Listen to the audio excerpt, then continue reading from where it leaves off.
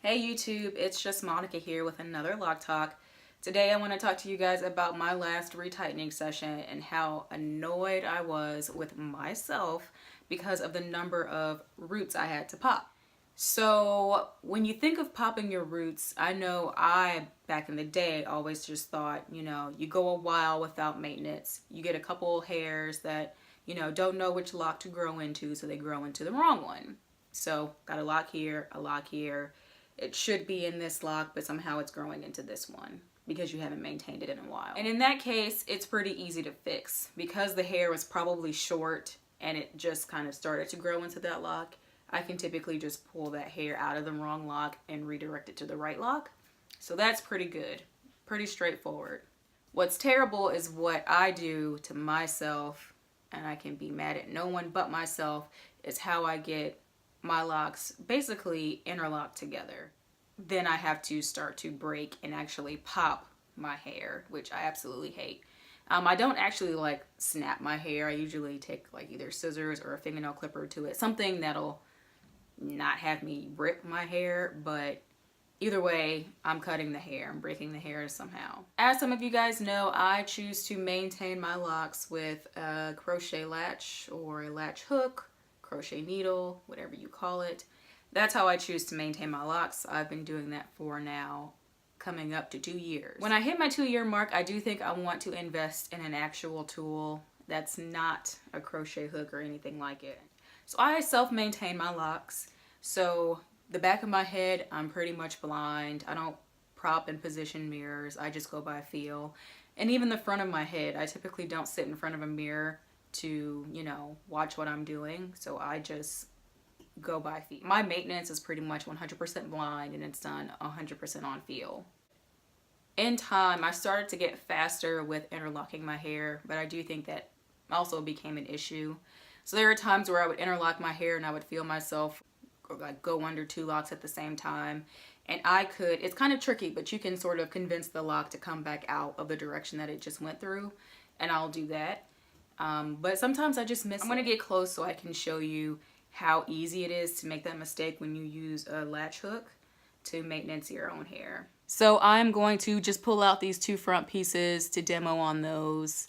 I did just retighten my hair not too long ago, so this actually is perfect to show you how easily it happens.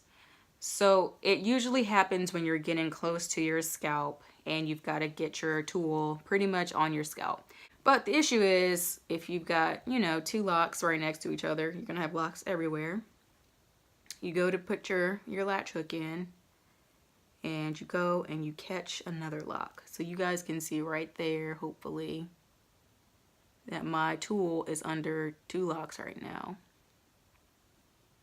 So while I'm thinking I'm only maintaining and only tightening this one, I'll go in, pull it through, and then you guys can see, hopefully, this is not that good, but you guys can kind of see that I'm under 2 locks right here.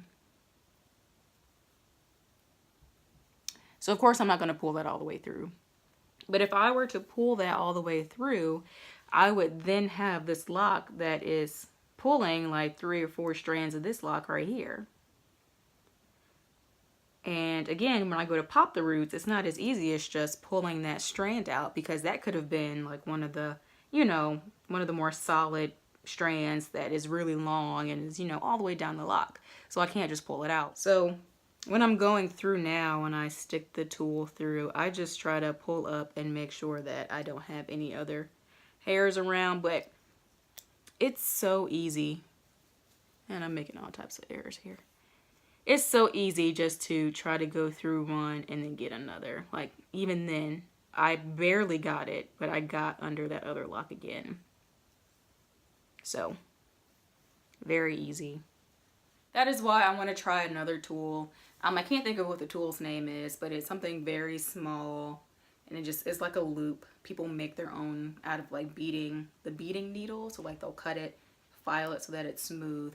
But I want to invest in a real one. But it's just a really small tool, has a hole for you to stick the end of your lock through and then sort of needle it through, versus having to stick the crochet hook in and then pull it back through. This way you're only sending your hair, or sending the tool even, in one direction. In reality, I could probably just as easily still send that tool through the base of 2 locks. I do feel this will lessen. I feel like I'll have a little bit more control with that tool. So I'm gonna try that out. Let me know down below if you guys have tried some other tools or which tools you recommend, and I'll see which one I should get for myself for my 2-year anniversary. But until then, I'll stick with this. I'll just slow down and make sure that I'm feeling, because typically you can feel right away when you do it. Because if you run your finger across your scalp, you'll notice that there's hair going across it, so you'll feel it right away.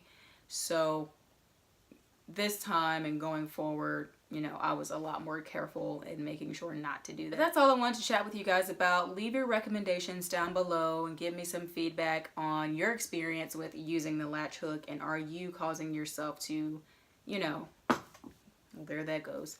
Are you causing yourself a lot of headache? Also, I just baked a huge cinnamon roll in the Everything's Bigger in Texas challenge with my best friend Caitlin. She has a YouTube channel, Cultured Caitlin, a Fly Foodie. I'll link that down in the description box below. You should go check that out and look at the delicious cinnamon roll we made. There is a twist, and we may or may not look crazy while doing it, but I'll let you be the judge. Let me know if you go watch her video. Tell her I sent ya.